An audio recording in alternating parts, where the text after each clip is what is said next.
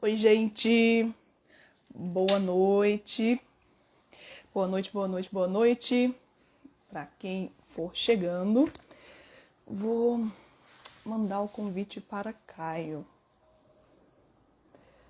Vamos lá, Caio. Deixa eu te achar aqui. Caio Graneiro. Boa noite para quem está entrando, pessoal. E Olha ele aí. Boa noite, jovem Caio. tudo bem, gatona? Só na força. Espero que você também.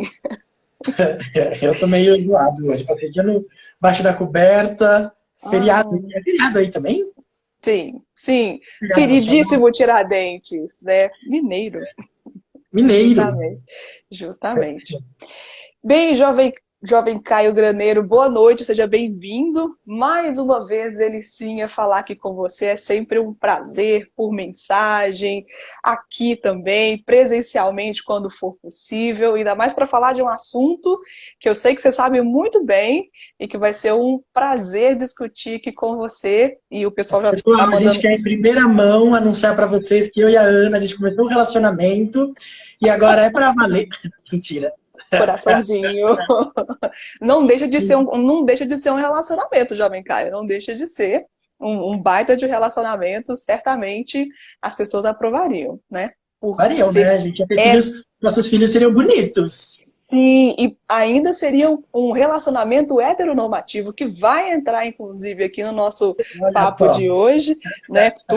Tudo a ver aqui. Eu estou com algumas perguntas aqui que já me mandaram. Acredito que pode ser que já tenha chegado para você aí também.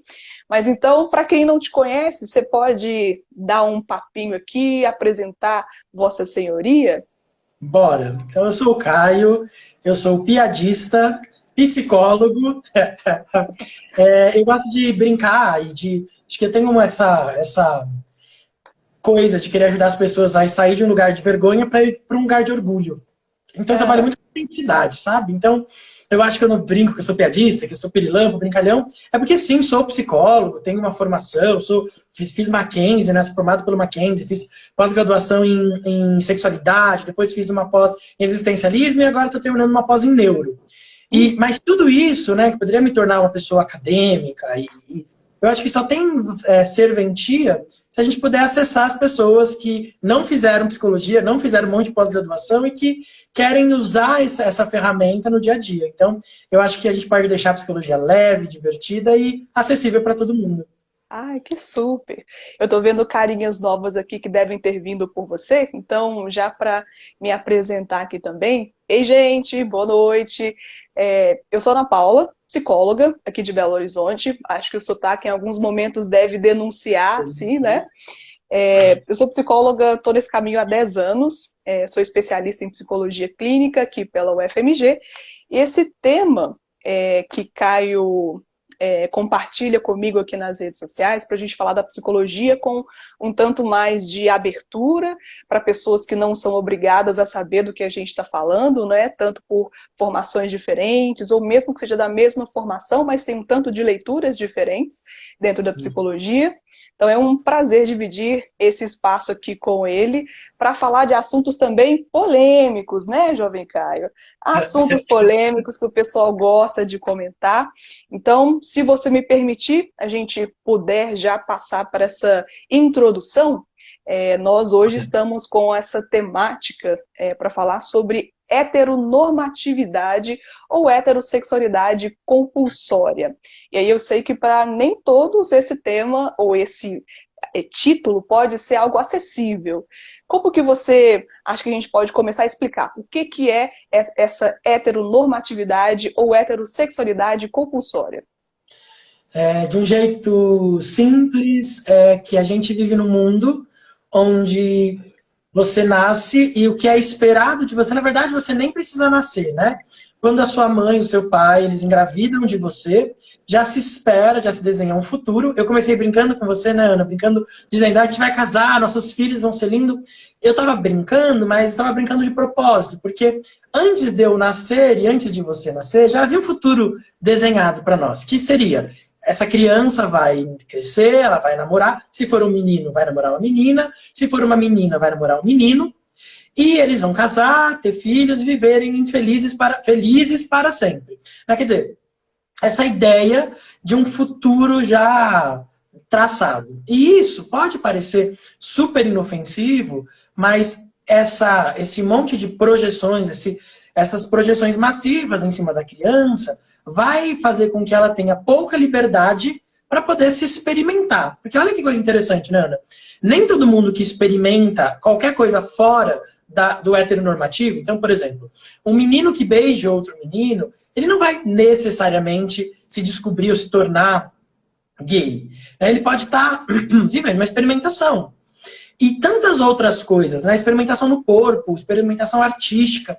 Quantas coisas que, em nome de uma heteronormatividade, em nome de que esse menino ou que essa menina seja exatamente o que foi sonhado para ele, ele vai sendo privado. Então, acho que é legal a gente falar de heteronormatividade, porque isso é algo que impacta de forma muito dolorosa a vida de um homem gay, mas também tem um impacto na vida de pessoas que não são gays, né? Então, sobra para todo mundo. Sim. E aí, talvez seja importante também a gente colocar aqui, a gente posicionar, que essa normatividade, ela não brota do nada, né? Alguém veio, instituiu que isso deveria ser o padrão, que naturalmente, ao se nascer, ou ao se supor nascer, já deveria ter uma inclinação. E fora daquela inclinação, é aquilo que seria a aberração, o não natural, né? Utilizando palavras aqui, que claro, né, gente? Vamos compreender aqui esse recorte, utilizando a leitura das pessoas que utilizam essa normatividade como algo que deveria ser mantido, né? Tanto por questões, não sei, religiosas, políticas também, que entra muito nisso, né? Então existe um propósito para isso existir, né? Para essa normatividade ser feita. De modo geral, se a gente olhar de um jeito histórico, esse propósito é mais do que religioso hoje. A gente tem uma ideia de que Deus, né? Deus queria que fosse assim ou algo assim. Mas a ideia de família, como a gente concebe hoje, essa ideia binária, né? Macho e fêmea, ela serve a um processo capital. Né? A gente tinha modelos feudais ali, onde a gente precisava ter um padre que fazia a instituição de poder, ele precisava controlar as pessoas, saber o que se passava. E quando uma mulher casava com um homem, a gente estava falando de junção de riquezas, o amor romântico, como a gente conhece, é uma invenção nova. Né? Relacionamento era negócio. E aí não dava para você fazer negócio de um homem com homem, porque tinha toda uma questão de dote. Então é super importante, a gente não vai entrar em toda essa coisa histórica, porque isso serve pouco para nós agora, mas é importante saber que o que é considerado antinatural, na verdade, era anticapital. Não servia para os interesses de alguém que queria ter mais dinheiro, portanto, mais poder. Né? E aí, a gente precisa olhar para isso historicamente, para que a gente entenda que não é normal, né? Isso foi instituído. E tem uma frase que eu acho bem legal, do Harari, o escritor de Sapiens, que ele fala assim, o que é uma coisa natural? Natural é tudo aquilo que a natureza permite existir. E se a natureza, então, permite existir dois homens que se apaixonam entre si, logo a gente pode considerar a homossexualidade um fator natural, porque é permitido pela natureza. E até essa questão sobre a própria heteronormatividade ou a obrigatoriedade de se desejar um corpo de um outro gênero, de um outro sexo, é uma questão também que foi construída ao longo do tempo, porque até revendo aqui as minhas leituras passadas, essa noção de gênero não era estabelecida até então, não tinha um nome para falar isso daqui é mulher e isso daqui é homem.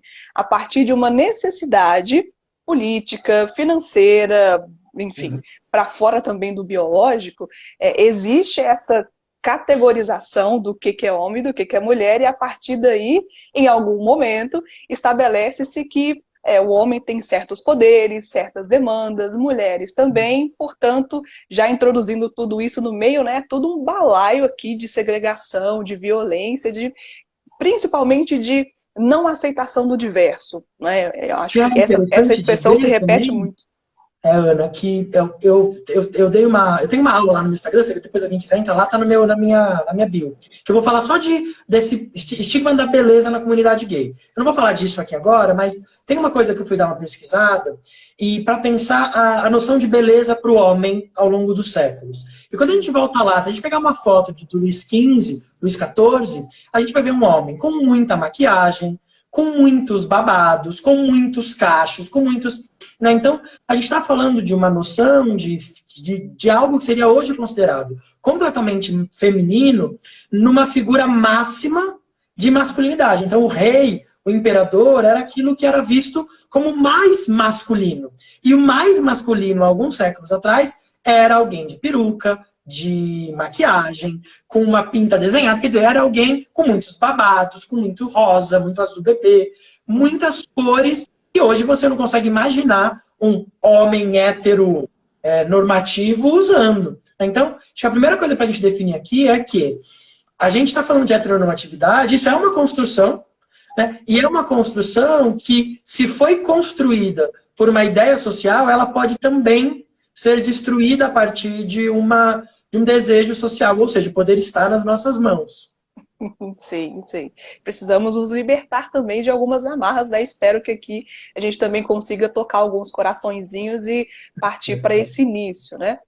Mas, então, conseguimos fazer um cenário inicial do que seria essa heteronormatividade ou a heterossexualidade compulsória, mas como que você acha, até na sua perspectiva clínica também, nos seus casos que você acompanha, que essa estrutura criada acaba influenciando as relações, mas não somente as relações homo, também as relações hétero, né, pelo que eu percebo?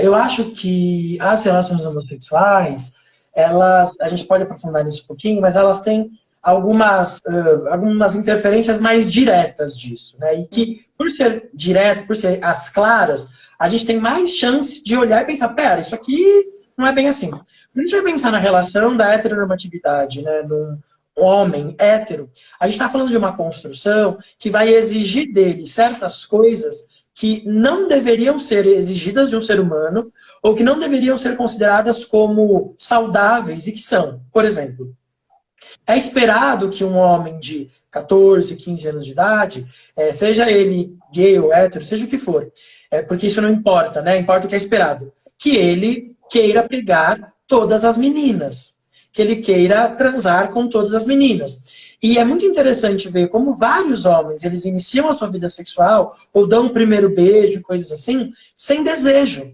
Não havia desejo para que aquilo acontecesse. Não porque ele não era hétero. Ele é hétero. Ele se desenvolveria, o desejo dele apareceria logo ali mais na frente. Mas ele ainda não estava com maturidade emocional suficiente para entrar nesse campo do desejo. E aí tem uma coisa de que você precisa, faz parte da cartilha do homem macho, né? Dessa cartilha heteronormativa. Esse homem que entra e começa a vida sexual dele, por exemplo, ou não precisa ser sexual no ponto da experiência de sexo, mas beijar na boca já é uma experiência sexual, né? Ele começa uma experiência no sexual que não nasce do desejo dele. Nasce da experiência do desejo do outro, que começa lá com o papai e com a mamãe desejando para ele que ele tenha namorada e que depois se transfere para os amigos e tal. É muito comum que esse homem lá com seus 30 anos comece a broxar, quando está nervoso, quando está ansioso, porque ele mesmo não se apropriou do próprio desejo, ele não sabe manejar as próprias emoções, ele não aprendeu a sentir, ele aprendeu a atuar a sexualidade dele, atuar o desejo. Quando eu falo atuar, eu sei que você sabe, mas para quem está assistindo a gente, é como se ele precisasse ter uma performance daquilo que ele tem que fazer, mesmo que essa performance esteja descolado do que ele sente. Então, por exemplo, ele está com vontade de jogar videogame, taco, qualquer coisa com os amigos, mas ele precisa fingir que ele está interessado nas meninas para poder ser aceito como homem, como macho num grupo. Então, isso vai criando uma cisão entre o que ele sente e o que ele precisa fazer. E aí ele atua o que é esperado dele, mesmo que isso não esteja conectado com o que ele sente. Lá na frente, ele vai perdendo contato com a própria sensibilidade. Uhum. E aí, quando a gente fala de desejo, né, também é uma coisa que eu vejo muito como meme, né? As pessoas falando assim, mas se meu filho ver um filme ou uma novela que dois homens estão se beijando, aí já vai gerar nele ali um desejo, uma curiosidade, algo do tipo, para que ele possa se tornar um homem gay futuramente, né?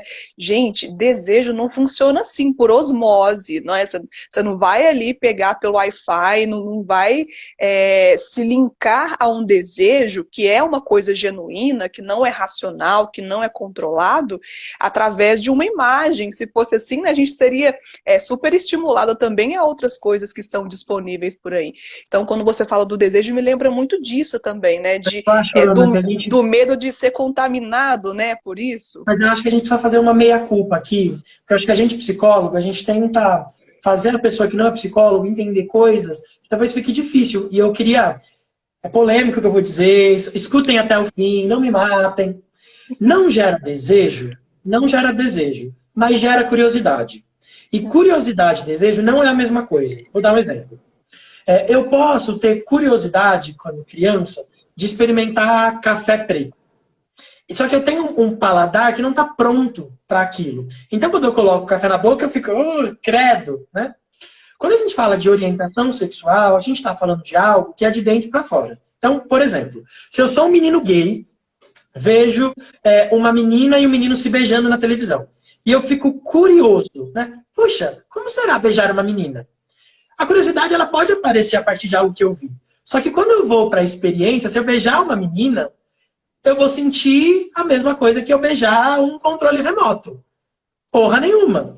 Então, se um menino sentir curiosidade de beijar outro menino e não houver dentro dele um direcionamento do seu desejo, uma orientação para que ele goste daquilo, ele pode beijar 10 amigos na balada e continuar hétero e não gostar daquilo, né? E o oposto também é verdadeiro. Se o menino for orientado sexualmente para um outro menino, ele pode nunca ter visto dois meninos beijar na boca, não ter a curiosidade de aquilo, de como será que é aquilo, e um dia eu lembro, vou dar um exemplo prático. Eu lembro a primeira vez que eu beijei um menino na boca, eu nunca havia visto dois homens se beijar. Nem na televisão, nem em lugar nenhum.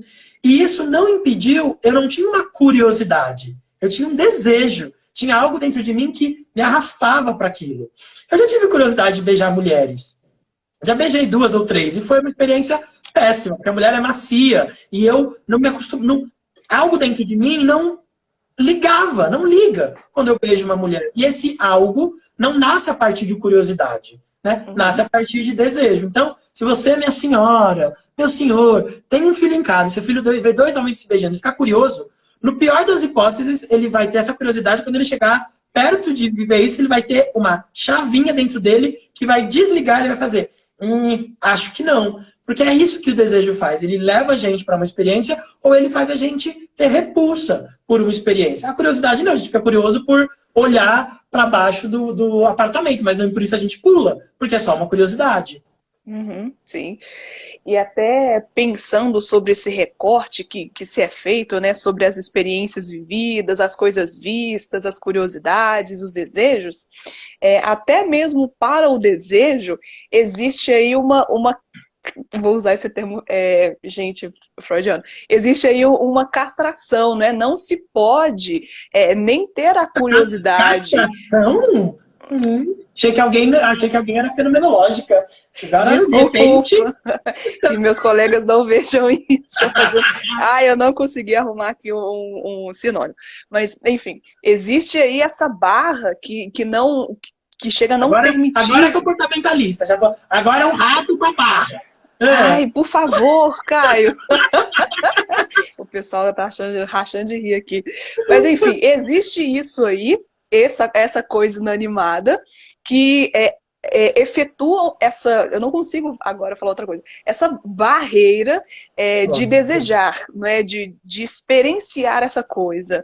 Mas isso não vem diretamente, não é? Isso é construído de uma coisa fora. Alguém fala, uma piadinha, um meme, algo que alguém escuta, sabe assim, é tudo muito simbólico, essa construção. Já que você inaugurou o Freud, né? Vou ter que... O Freud, quando ele vai falar de recalque, ou quando ele vai falar da castração e do desejo, ele tem uma coisa que ele vai chamar de desejo como meta impedida, que é nem todo desejo se realiza, né? E é isso que você está tentando dizer, da castração, da barragem, a gente tem uma sociedade que vai dizer pra gente, isso pode, isso não pode. E nem sempre o que a sociedade diz que não pode, realmente não pode. Quer ver uma questão polêmica de novo, mas como eu te falei, eu estou no meio terminando uma pós em neurociências, né? E a gente tem aulas na neuro para pensar os alucinógenos.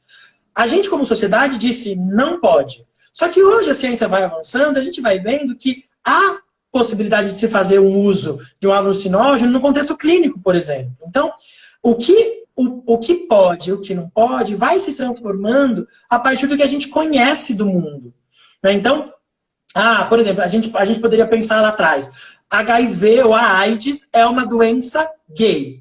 Porque o que a gente conhecia do mundo lá atrás era que quem morria de AIDS era homens gays. A ciência foi avançando e hoje em dia a gente sabe que existem mulheres que vivem com HIV, que existem homens heterossexuais. Então, o conhecimento vai avançando. O problema é que o conhecimento avança, mas o estigma não. O estigma ele fica. Então, hoje uma mulher heterossexual que tem HIV, ela vai ser vista como com estigma. Porque como assim? Isso é doença de viado.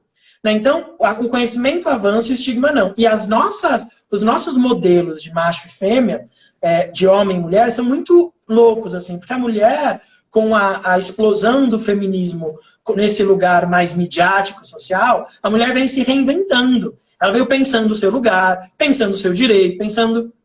O que o homem fez nesses últimos 20 anos para pensar a sua masculinidade? Ou nada ou muito pouco. Então, a gente avança com conhecimento, mas as nossas estereotipias muitas vezes ficam paradas. Uhum.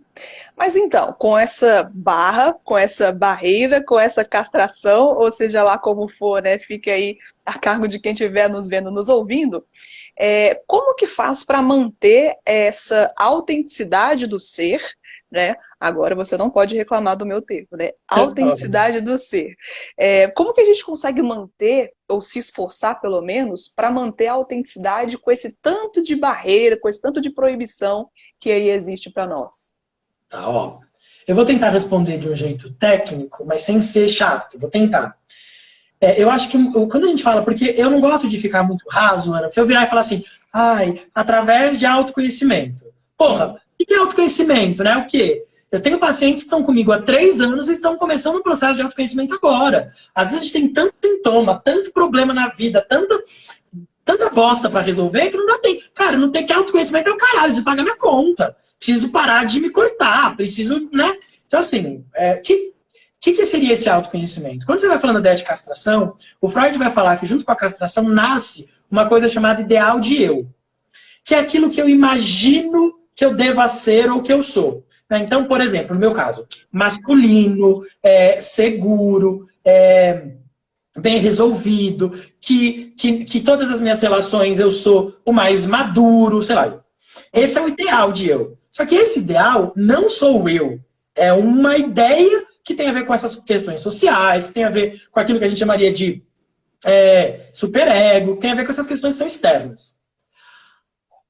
Autoconhecimento é quando eu começo a olhar para essa ideia de eu e dizer, puxa, será que isso que eu acho que eu sou, realmente sou eu? Vou dar um exemplo bem concreto. Imagina um paciente que chega na clínica com o seguinte discurso. Não, Caio, porque eu sou gay... Não, vou arrumar. Caio, porque eu sou gay, mas eu detesto afeminados. E aí você fica assim, você detesta o quê? Afeminados. Ele tem uma ideia de eu que é um homem másculo, rígido, que fala com uma voz encorpada, sei lá. Só que a ideia de eu que ele tem não é o quem ele é. né? E esse paciente, ele nem se dá conta que ele está reproduzindo um ódio que ele mesmo é refém desse ódio e que ele não enxerga, porque ele projeta, tô todo psicanalítico hoje, projeta para fora. Então, eu acho que a primeira pergunta para esse processo, Ana, é: o que eu penso que eu sou versus o que eu realmente sou? Depois que eu tenho o que eu penso que eu sou e o que eu realmente sou, aí eu vou trazer o Foucault, eu posso pensar, então, o que eu quero fazer de mim? Né? Como eu posso me tornar, como o Foucault diria, uma obra de arte de mim mesmo? E aí eu acho que é que a gente começa. Quando eu penso, eu por exemplo, colocar uma roupa e eu penso, puxa, um homem másculo, ideal de eu, um homem másculo não usaria isso. Aí eu penso, o que eu quero ser? Mas eu quero ser um homem livre. Um homem livre usaria isso. Bom, o que eu sou? Eu sou nem isso, nem isso. Isso aqui, o ideal de eu não sou, mas eu queria ser, mas eu não sou.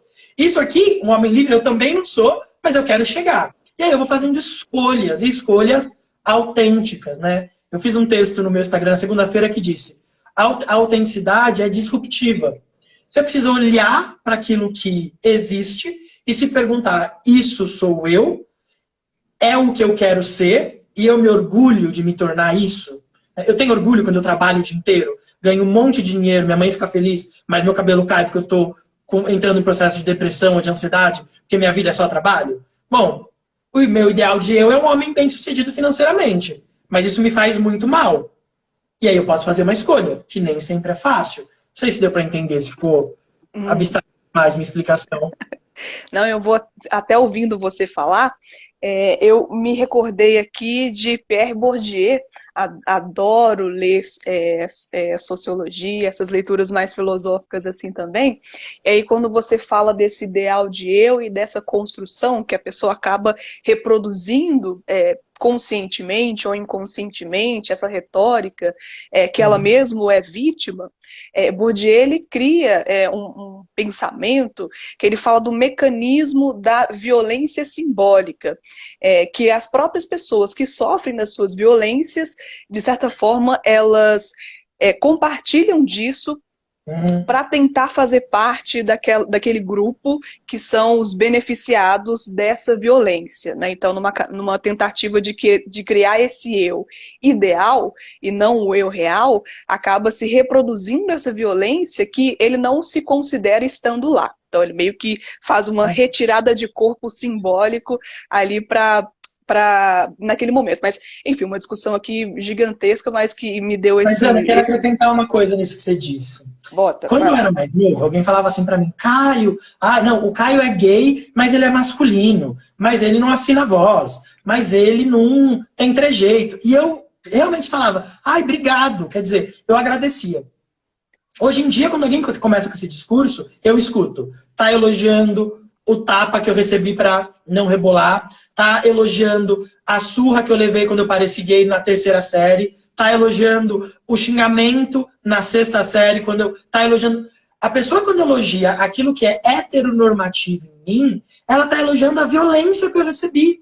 Porque eu só sou esse homem que pareço hétero, hoje em dia acho que nem tanto mais, mas que pareço ainda, passo por hétero, porque eu fui fruto de muita violência. Eu fui conformado. Alguém me violentou para que eu tivesse a forma de uma coisa que eu não sou. Porque olha só que coisa interessante. Eu, como um homem gay, deveria e poderia parecer um homem gay. Mas eu aprendi que eu não podia parecer um homem gay. Né? E é muito louco, porque quando a gente também pensa na ideia de que tem um homem, a gente falou do homem hétero. O homem hétero também se fode nessa história, porque o homem hétero ele também tem que parecer um homem hétero. Mas vou pensar o José. O José, ao tentar parecer um homem hétero, ele deixa de poder parecer José para parecer um homem hétero. E José deveria poder parecer José, não um homem hétero, né? Pedro deveria poder parecer Pedro. Caio, mas o que é ser Pedro? Pedro pode inventar para si mesmo o que é ser Pedro. Ana Paula pode inventar para si mesma o que é ser Ana Paula. Agora, nem sempre a gente consegue, porque às vezes eu tenho uma vergonha tão grande dentro de mim de ser quem eu sou, porque me disseram que é errado, que é feio, que é sujo, que é um monte de coisa, E mesmo no caso do homem hétero, às vezes um menino hétero, que a gente brinca de criança de apartamento, que é uma criança que foi criada pela avó, por isso ficou mais sensível. Ele é um homem hétero, mas ele precisa esconder a sua sensibilidade, porque senão ele vai ser zoado pelos amigos, ele vai... E isso impede ele, um homem hétero, de ser ele. Então, isso impede José de ser José. Então, todos nós ficamos impedidos, quando a gente deveria poder se tornar quem a gente realmente é. Uhum.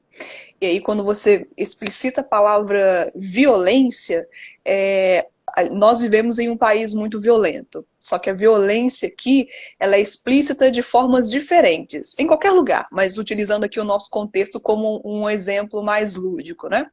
Violência não é só você agarrar a pessoa, xingar a pessoa, zoar a pessoa, fazer bullying, não é só isso, aquilo que é perceptível, né?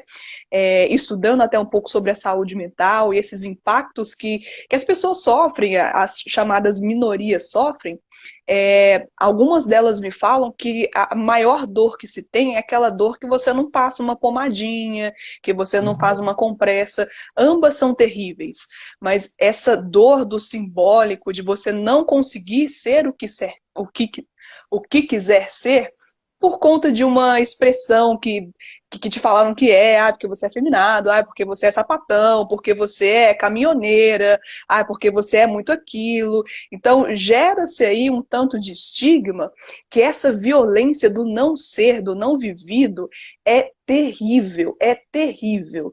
E aí, não podemos desclassificar esse tipo de violência psicológica, violência simbólica, violência institucional, como algo que não mereça ser cuidado. Né? Não é porque não é visível que não pode ser tocado, mas só pode ser tocado a partir da experiência que se tem. Né? Mas agora você não vai reclamar. Nenhum termo freudiano aqui para Vossa Excelência. Freud era maravilhoso, não tenham medo. Eu também não tenho nada contra, não. Eu super sou a favor, mas tem alguns termos que eu não consigo ignorar. Mas bem, então dentro dessa angústia toda, não sei você, mas eu falando me dá aqui várias angústias surgindo, manter a autenticidade é algo muito difícil. Né? Então, frente a isso, alguém comentou aqui que é um processo contínuo, que sempre tem que acontecer. Ou não tem, né? Sempre pode acontecer. Mas uma pergunta que me surgiu, e se você permitir a gente pula para ela, me surgiu a pergunta tipo, Ana, qual que é o melhor momento para sair do armário? Como que eu faço isso? Jovem Caio, por onde começamos? Eu acho que a primeira pergunta, se você me permitir, não é quando é o melhor momento para sair do armário, mas para quem eu saio do armário primeiro. Porque, olha só, a primeira pessoa para quem eu devo sair do armário é para mim mesmo. E muitos homens e mulheres já vivem experiências homossexuais e ainda não se contaram para si mesmos que são gays, né? Então, é aquela pessoa, pensa na ideia de sintoma do Freud, que a coisa fica no inconsciente, de repente ela escapa. Um dia o cara fica bêbado e trepa com outro cara no banheiro da balada e fala, meu Deus, o que eu fiz? Ou o cara que, sei lá, vai para uma suruba e quando ele se vê, tem outro cara comendo ele lá, mas não, eu só fiz porque a mulher dele pediu, sei lá. Então, ah, meu Deus, apareceu um negócio pronto. Então, acho que a primeira coisa eu preciso sair do armário para mim.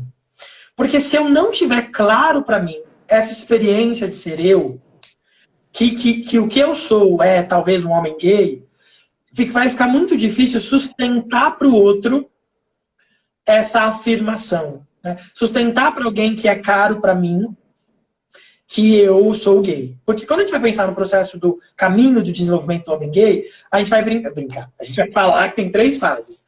Uma das fases é completamente tomado pela vergonha.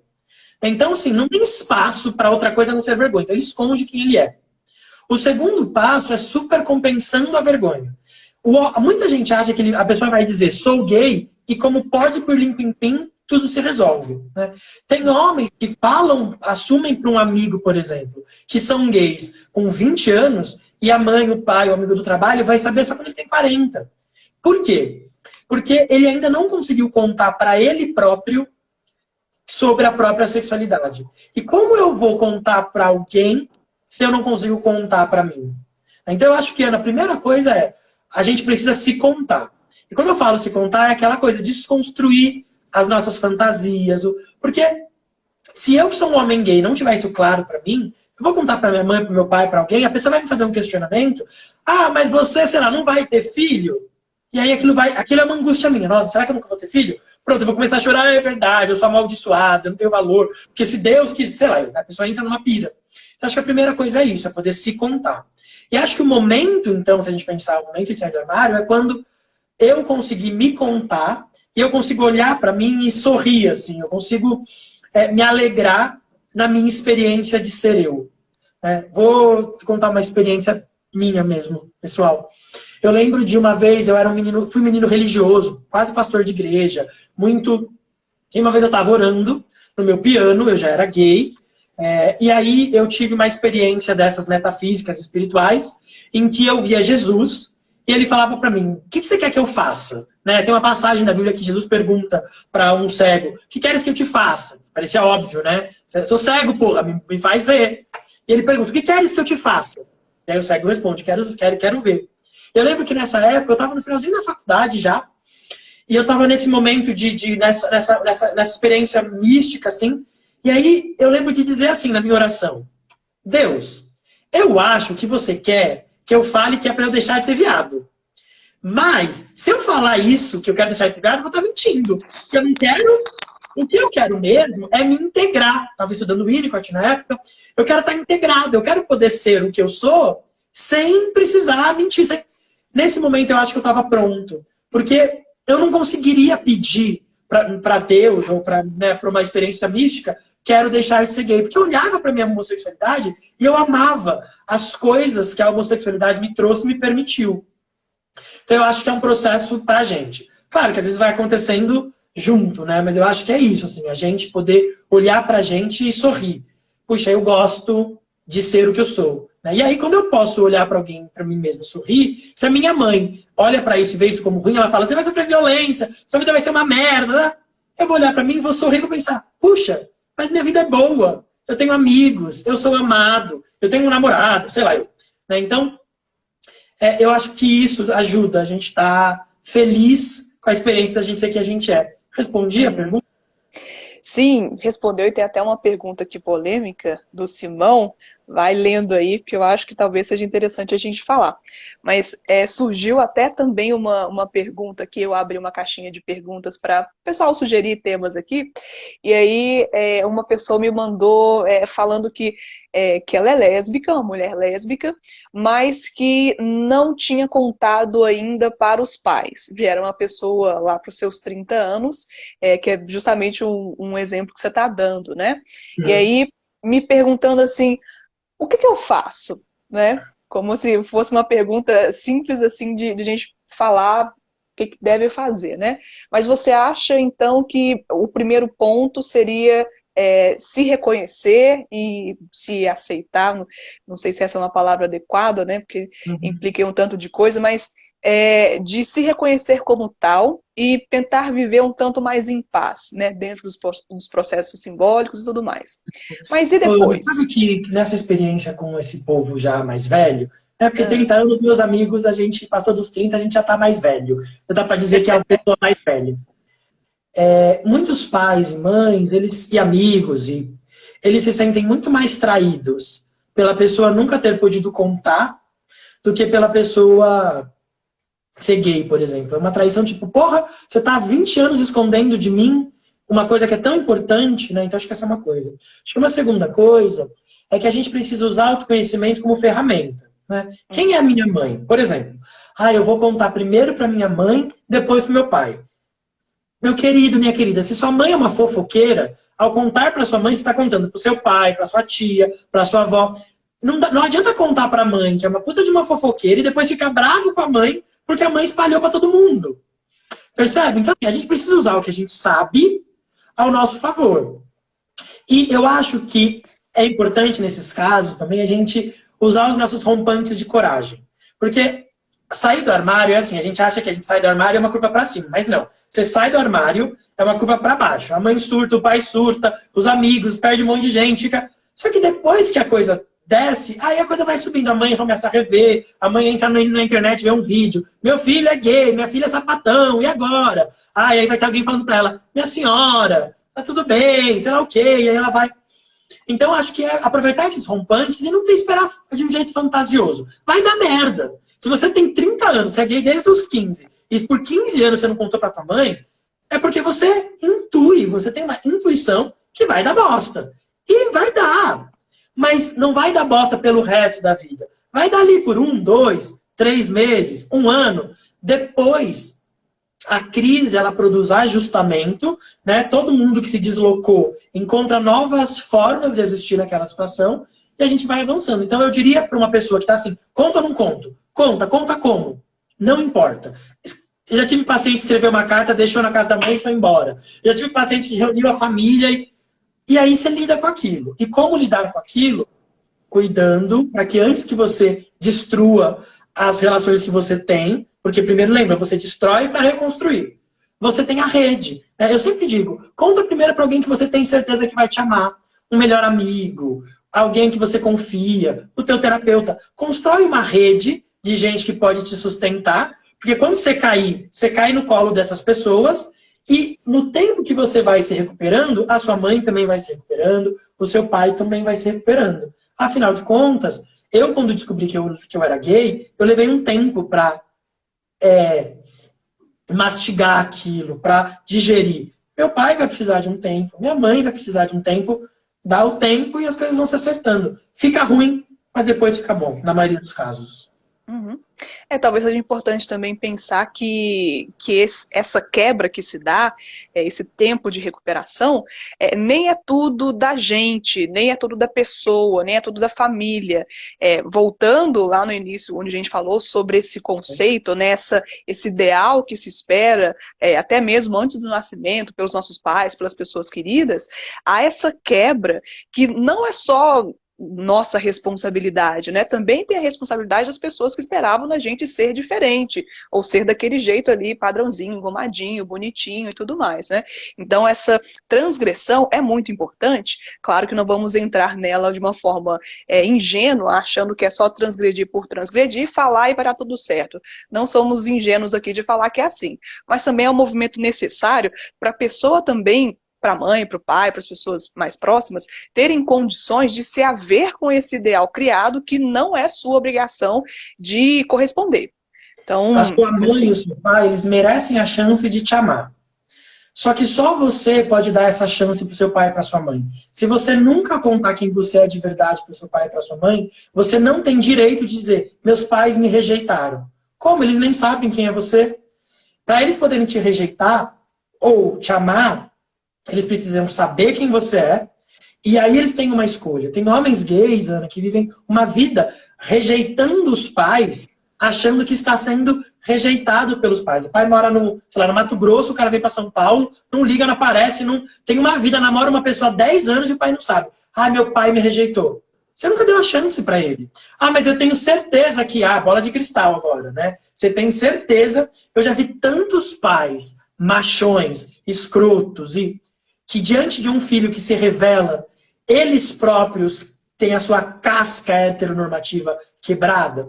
Muitos meninos viram o pai chorar pela primeira vez o dia que contam que eram gays. Isso parece uma coisa ruim, mas esse pai que está podendo chorar, imaginava isso desse filho uma vida, não podia entrar em contato com isso. No dia que o filho conta, ele entra em contato, isso sai em forma de choro, isso é dolorido, mas essa dor inaugura a possibilidade de uma relação real substituir uma relação mentirosa que aquele pai e aquele filho estavam vivendo. Então, olha que coisa linda, né? Quem fere por amor, mostra lealdade, é um versículo. Quem fere por amor. Então, tem feridas que são para inaugurar experiências de amor. Uhum. Não, então, partindo aqui para a pergunta polêmica, o Simão Cavalcante perguntou para a gente se nós acreditamos ou se nós concordamos que a partir das eleições de 2018 as pessoas se sentiram mais autorizadas, legitimadas em serem LGBT-fóbicas, né? O que a sua experiência clínica, a sua experiência pessoal anda te dizendo, Caio? Ai, não sei se eu concordo que algo mudou no sentido de ficar mais aberto. Eu tinha uma hipótese quando o Bolsonaro ganhou que isso aconteceria, mas eu sinceramente não vi isso acontecer do ponto de vista prático, assim, tipo, puxa, eu nunca tinha sido chamado de... Mas eu também não sei, Ana, porque o Bolsonaro ganhou na segunda, na terça começou a pandemia, a gente foi todo mundo para dentro de casa. Eu não sei, assim, eu acho que uma coisa que aconteceu é que as tensões ficaram mais claras. Né? Então, hoje, por exemplo, a gente tem lá na Câmara, eu acho, um projeto de lei sendo votado para que não possam ter propagandas LGBT na televisão, porque isso pode influenciar as crianças. Eu acho que hoje a gente tem essas pautas sendo pautadas. Mas eu, sinceramente, não acho ruim que esse tipo de pauta apareça. Porque quando isso aparece, a gente tem chance de ver que isso está no inconsciente coletivo, que isso está no que as pessoas escondem. Né? Quando isso vem para a luz, estando à luz, a gente pode fazer alguma coisa. Né? É muito louco, assim, porque eu tenho tido uma experiência de muita gente que vota no Bolsonaro e que eu conheço, quando vai falar comigo, fala assim, não, eu votei no Bolsonaro, mas eu não sou homofóbico. Que interessante a pessoa sentir necessidade de dizer isso. Né? Eu acho que, apesar desse movimento que as polarizações ficaram mais marcadas, isso também fez com que as pessoas ficassem obrigadas a refletir. Não, pera, eu até gosto do Bolsonaro, mas eu não sou a favor do homem gay, da mulher gay, do trans, apanhar na rua. Então, eu tenho muita dificuldade de olhar para uma coisa polarizada, né? Bom e ruim. Eu acho que essa política toda que aconteceu, ela tem nuances péssimos para a comunidade, mas ela também tem algumas perspectivas que trouxeram para a gente a possibilidade de ver as coisas do jeito mais claro e dá para a gente a chance de um posicionamento político mais acertado. Não sei se concorda. Então, em 2019, eu estava conversando com a minha orientadora de monografia da pós, justamente sobre essa ânsia minha de pesquisar, de escrever, enfim, de ler também sobre esse fenômeno que apareceu. Eu tinha visto uma reportagem falando que a partir do final de 2018, início de 2019, alguns itens foram mais pesquisados pelo Google e alguns temas eles foram mais recorrentes. Entre eles, violência contra a mulher e violência contra a comunidade LGBTQIA+. E aí, na discussão toda na mesa, falando, né, quais poderiam ser os fatores que predispunham aquele aumento de interesse sobre aqueles temas e o aumento também nos índices de relatos, né, de denúncias sobre isso. Lendo aqui o comentário, a pergunta, se isso pode legitimar, fazendo uma análise até sócio-histórica, pode ser que sim. A gente não pode desconsiderar esse fator. Entretanto, tem outros fatores aí também que nós não podemos desconsiderar. O próprio fator da sociedade ser uma sociedade machista, que tem uma sequência de categorias de privilégios, né? Homens, heterossexuais, brancos, moradores de centros urbanos, ricos e de preferência cristãos também, né? Se for algo diferente aí dessas categorias, já vai entrar na listinha dos não tão bem vistos assim, por esses violentadores, né? Então, quando se entra em contato com esse ideal social que não acontece, que não consegue ser feito pelo eu, existe a possibilidade, sim, de você ver um discurso na internet ou de, enfim, ver uma discussão de família, que aconteceu bastante, não sei se você percebeu isso, brigas entre pessoas da mesma família, discussões entre amigos, a partir desse momento de eleição. O que é bom, mas também que cria algumas feridas que podem ser reconstruídas, mas, enfim, pode ser legitimado por tudo isso, pela família, pela propaganda política, pelos memes, pode ser um tanto de coisa, né? você vai falando tudo isso, e tem duas coisas que eu percebo com a tua fala. Primeiro, eu acho que eu sou um péssimo analista político, porque eu sou muito positivo.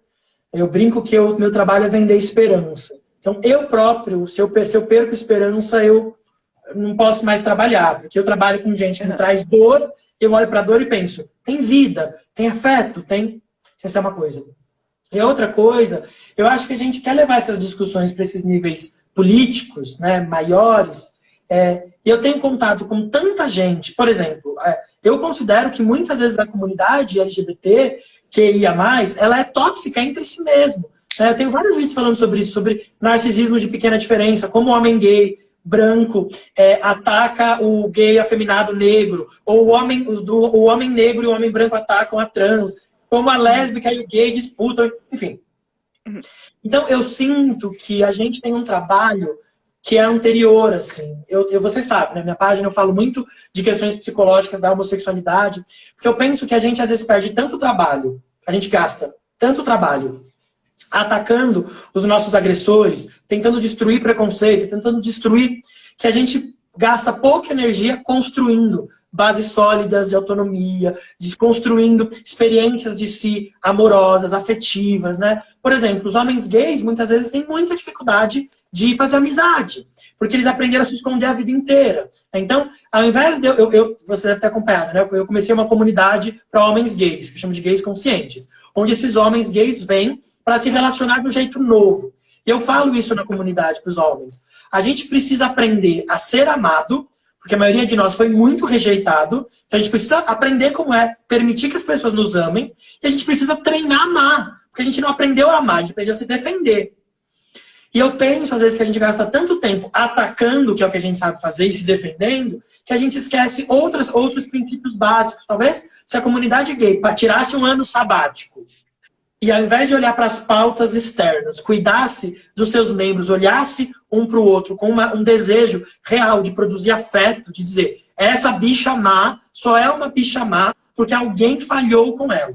Talvez, se eu amar essa pessoa, ela possa ir de bicha má para bicha afetiva, sei lá, para bicha amorosa. Né? Talvez a gente ganhe. Eu não estou dizendo que as causas por trás não são importantes. Estou dizendo que talvez as minhas respostas vêm desse lugar, que eu acho que eu estou preocupado com o micro, para a gente ir do micro para o macro.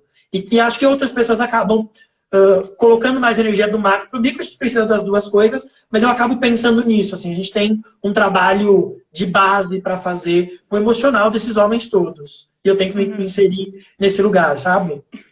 Não, concordo plenamente, eu concordo plenamente, acho que foi até esse movimento de tentar ser mais positiva que me levou a conversar com essa orientadora, mas só para deixar aqui um ponto de vista mais sociopolítico, que é outra coisa também que preenche aqui minha prateleirinha de livros, esse tipo de fala pode sim legitimar. Pode, de fato, porque a partir de um movimento como esse, principalmente uma pessoa de poder, né, a posição de quem fala, falando aqui de um contexto político, né, pessoas que têm seguidores, pessoas que têm dinheiro, que têm um cargo público, que exerce um movimento importante na comunidade, teoricamente, simplesmente por estar lá, já tem uma predisposição, ou pelo menos deveria, né, intelectual, uma predisposição de um poder financeiro, de um poder de movimentação. Assim como os influenciadores digitais, coachings, esse pessoal que aparece assim, que tem, sei lá, 100 mil seguidores, que tem patrocínio de sei lá do quê, todo mundo que tem esse palco elevado tem um lugar de legitimar e deslegitimar. Então, se eu sou uma influenciadora, uma política, eu falo, Caio, olha, o celular X não é legal, tá? Não faz bem, porque não é de Deus, porque vem com um chip da besta, vem com um tanto de coisa aleatória, eu posso te influenciar fortemente, por ser uma pessoa que tem um poder, que tem uma visibilidade, que tem uma voz de autoridade. Mariana, eu quero trazer uma coisa que eu não discordo de você, não discordo, tá? Agora, a gente só precisa lembrar que como se dá essas ligações, né? Eu e os meus projetos todos, né? Eu tenho um clube do livro também, enfim, nas comunidades. E a gente acabou de estudar a psicologia das massas do Freud. E olha só, a pessoa que se liga a um líder, seja ele uma Big Brother lá, que tem 10 mil seguidores, ou o Bolsonaro, ou o Lula, ou a figura, ou o pastor, quem quiser. Ela não se liga nesse líder porque ela tem o desejo racional de se alimentar das ideias. Ela se liga numa experiência de identificação emocional. Sim. Então, por exemplo, por que tem tantos homens gays, tantos, não sei, espero que não tenham tantos, mas alguns que gostam do Bolsonaro, mesmo ele falando mal da comunidade e tal? Porque eles encontram ali uma figura, por exemplo, que pode repetir ou emular o próprio pai, que era um cara turrão. E aquela atriz que foi da cultura, Regina Duarte, ela falava isso. Ai, tão parecido com meu pai, tão parecido com meu pai, né? Ela estava dizendo isso pra gente, de como essa relação se dá a partir de trocas afetivas. Por isso que eu não estou discordando de você, mas quando eu falo da gente olhar para o indivíduo, esse indivíduo só vai se vincular ao pastor da igreja ou ao político a partir de um espaço, de um desejo de afeto dele. Né? Então, sabe essa coisa do terraplanista? O cara, imagina um menino nerd daquele com espinha na cara, com cabelo duro e bem estereotipado, que a gente vê no filme de americano.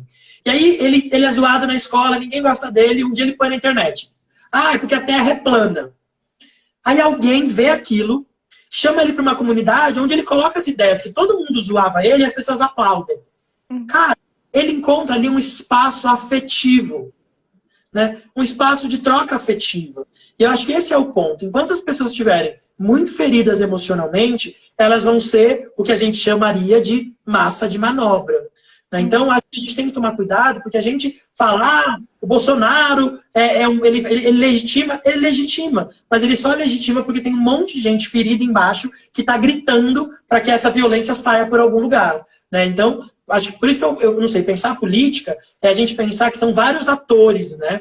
Não é só o líder, mas tem uma massa que só se dá, porque a gente vê o Bolsonaro, mas quando a gente volta lá no Lula, a gente vê muita gente que era lulista de carteirinha, que hoje é Bolsonaro de carteirinha. Ele só mudou o pai. Ele tinha um paizinho, sabe? Como que era a menina do Big Brother? Que tinha um paizinho e agora era outro paizinho. Ele só mudou de pai. Né? Tinha um pai, agora tem outro. Então, enquanto as pessoas precisarem de pais, vai ser um, vai ser outro, e vai estar lá legitimando o que eles quiserem. Uhum. Esses líderes, influenciadores e tudo mais, não é a carinha deles, né? Não é a identidade, o CPF que vai mover aquilo, é a ideia, é o símbolo, tudo aquilo. Pode sair um, voltar outro, que ainda assim, se o discurso trouxer essa ligação afetiva, esse propósito de vida, que muitas vezes liga as pessoas, mesmo com assuntos escusos, ainda assim, né, é um movimento a ser feito. Mas, bem, muito complexo, né? Gostaria de ficar falando com você. Dá para fazer uma live inteira sobre política. Mas nossa, como demais. Muito tempo? Porque tinha uma... ali, ó, o Caio falou. A VTube, essa mesma. Que tem vários paizinhos. Cada um que vai embora arranja um pai novo. Ô, Ana, como a gente está de tempo? Nós temos 4 minutos. Eita, porra. Porque tem uma pergunta que um seguidor fez, que ele está inclusive aqui na live, que eu achei que, como você me chama, eu não consigo colocar minhas perguntas. Mas tudo bem. Ele perguntou assim, cara, eu sou um homem gay, eu vivo como homem gay, mas eu sou heteronormativizado.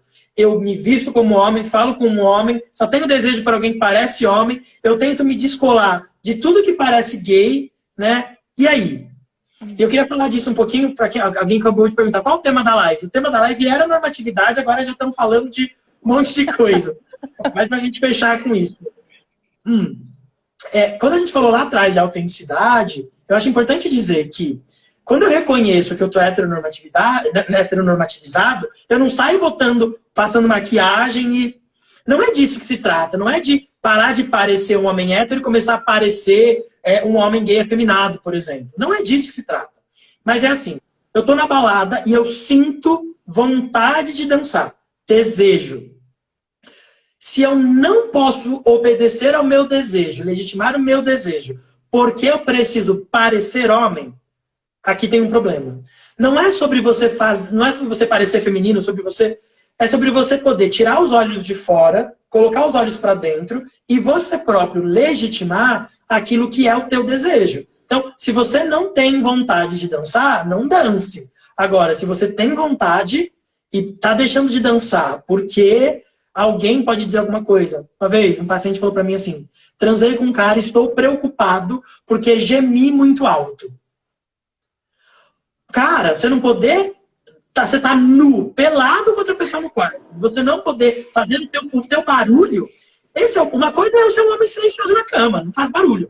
Outra coisa é o barulho vir, eu segurar o barulho para que eu não pareça algo que eu... Né? E aí, se a gente tivesse tempo, eu também diria. E também pensar por que eu sou alguém que faço sexo e não faço um barulhinho. Né? Será que isso não é também o que eu estou muito descolado? Enfim, mas esse é outro assunto. Mas acho que é importante voltar-se para si. O que é desejo? Né? O que é desejo legítimo dentro de mim? Uhum. O pessoal tá falando aqui que a gente podia ficar até meia-noite. Meia-noite, fica mais uma hora, Olha, pessoal, 2 vocês que horas. gostam de assuntos como esse, entram lá na minha bio e entram na comunidade Gays Conscientes. Todo mês a gente se reúne com um monte de homens gays para discutir essas coisas e para viver experiências onde a gente produz coisas terapêuticas juntos. Então a gente escreve, a gente pensa, a gente tem aula, vale a pena, entram lá para a gente poder se ver mais de perto. É isso, meu convite para quem é gay. Para quem não é gay, eu não tenho um espaço de autoconhecimento para vocês, porque o espaço que eu tinha era presencial e agora com a pandemia faz 2 anos que a gente não pode fazer. Mas em breve, quando a pandemia acabar, faremos coisas. Oremos. Mas só que para não ficar parecendo com uma palavra apocalíptica, negativa, né? Vou ir na sua onda também. Então, gente, desejo legítimo. Eu sempre falo com os meus pacientes, né? Meus pacientinhos queridos, se for um desejo genuíno e que não faça mal a você, não faça mal a ninguém, quem somos nós para dizer que é errado, né? Quem é a pessoa X, seja famoso, não famosa, família. Eu posso te cortar rapidinho? Vai, não faz jovem. mal para você e não faz mal para o outro, não significa, ai, mas minha mãe vai ficar triste. Sua mãe ficar triste não é você fazer mal a ela. Seu pastor ficar chateado, o Bolsonaro não gostar, a sua vizinha achar ruim, isso não é fazer mal, tá? Deixar alguém decepcionado por ser quem você é, não é fazer mal para ninguém. Isso é você dar a chance para que essa pessoa se reveja. Né? Então, assim, se te faz bem e faz bem para quem você está vivendo aquilo junto, foda-se se sua mãe vai ficar triste. Ela pode olhar para ela, ir para terapia e se renovar e se tornar uma mulher menos preconceituosa, por exemplo. Desculpa, que às vezes a pessoa fala, ai, não posso fazer isso que minha mãe vou fazer mal para minha mãe. Não. Sua mãe não tem nada a ver com a bunda e eu não. Totalmente justo. Não imaginei que poderia trazer essa perspectiva. Mas sim, o mal no sentido de, sei lá, de ferir, de uma coisa mais pesada. Mas se não faz mal, se é algo que você quer, que é genuíno, não é? Experimenta. Experienciar não vai matar ninguém, né, jovem Caio? Veja aí se gosta, se não gostar, ok, tudo bem, né? Vai para a próxima. Se gostar, ok também, né? Procura ajuda, procura rede de apoio, faça terapia com alguém que você confia, com um profissional de preferência que saiba falar dessas dinâmicas de sexualidade, identidade de gênero, seja lá qual for a sigla LGBTQIA+, que você se encaixa, ou várias delas. Então, experimenta, depois conta pra gente como que foi essa experiência nova, seja positiva ou negativa. Se puder, a gente faz uma outra live também para falar sobre outros assuntos polêmicos que vão surgir aqui, com certeza. Você tem que cobrar a Ana Paula, porque eu pedi para ela uma live faz uns 7 meses já, e ela conseguiu fazer isso agora. Então, assim, eu sou um homem disponível, né? Agora, a Ana, uma mulher mais disputada no mercado. Então, eu tava escrevendo monografia, Caio. Como é que eu ia parar Você faz monografia com uma mão, com a outra você faz a live aqui, ó. Deixa minha professora ver isso. Olha que legal, né? A gente tá com 52 pessoas agora. E para uma live num dia como hoje, que é uma quarta-feira, no meio da semana, a gente ter 1 hora de live com mais de 50 pessoas acompanhando o tempo todo, é porque eu acho que as pessoas encontraram alguma coisa de relevante, né? E eu acho que eu queria agradecer as pessoas, porque eu acho que Eu acho um saco assistir live dos outros, eu acho um saco. E quando a gente encontra alguma coisa que faz a gente ficar, é porque a gente está encontrando algum alimento, né? E se a gente está encontrando algum alimento que te faz ficar, que fez você ficar até aqui, cara, dá aquela compartilhada, compartilha nos seus stories, né? Porque isso faz o meu trabalho, o trabalho da Ana, crescer. E se o nosso trabalho cresce, a gente traz mais pessoa para quê? Para se curar. E se mais gente se cura, menos gente se machuca. É só o que a gente precisa. Então agora, você que ficou aí até agora, faz sua parte. Manda para alguém essa live, compartilha nos seus stories, pega um vídeo legal da Ana, um vídeo legal meu, põe lá. Olha, indica essa pessoa que é bacana, entendeu? Fala umas merda, Caio fala umas merda. Fala uns palavrão, Caio fala uns palavrão. Mas a Ana não fala. A hora que você presta atenção na Ana, não presta atenção nas merdas que eu tô falando, entendeu? Sim, e depois falem pra gente se você shippa esse casal, uma Belo Horizontina e um paulista. É paulista ou Ô, Ana, paulista eu tô que pra fala? pegar semana sozinha. Ainda não. Tô quase. Ainda não, tá quase. Porque eu tô numa paura para pegar meu carro e ir para Belo Horizonte dirigindo. E você não tá entendendo que qualquer dia eu vou bater aí na sua porta e fazer. Aninha, bora! Menino, tô super topando. Eu shippo esse encontro. Esse encontro eu shippo. Vou fazer uma live presencial. Mas bem, então, gente, obrigada a todo mundo que esteve aqui, que vai comparecer depois, que a live vai ficar gravada. Compartilhem, seguem Caio, me siga também, se o seu coração gostou de mim, gostou do que a gente está falando, gostou da nossa cara, Não nos gostou siga. também. Hater é ótimo, que daí a pessoa xinga a gente tá famoso. Ai, Dá DPT, mais- cara, menina, segue, manda um amigo seguir também. Pode seguir se não gostar. Se quiser me Sim. seguir, tem que gostar, pode seguir também, não tem problema não. Olha essa louca descabelada, o que tá falando aqui? Quem são eles? Quem é ela para falar de política? Quem é ele para falar daquilo? Pode seguir também. Segue para falar mal, que dá super interação e como é que chama aquele negócio? Engajamento. Engajamento, isso. Faz bastante engajamento. Então, gente, ó, beijo para vocês. Beijo, Caio, brigadão. Prazer ter você por aqui mais uma vez. E até a próxima, gente. Se cuidem e fiquem bem. Tchau, pessoal. Beijo, pessoal. Beijo, beijo. Tchau.